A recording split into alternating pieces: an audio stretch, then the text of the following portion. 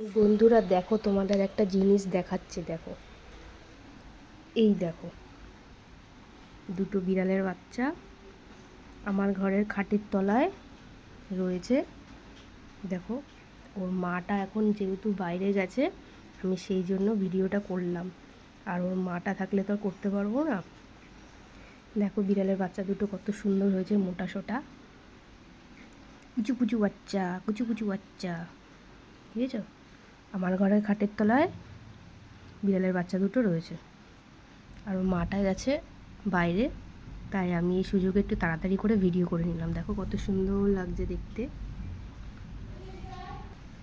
দেখো দেখো, এই কোথায় যাচ্ছি, সেখানটায় থাক থাক থাক থাক থাক।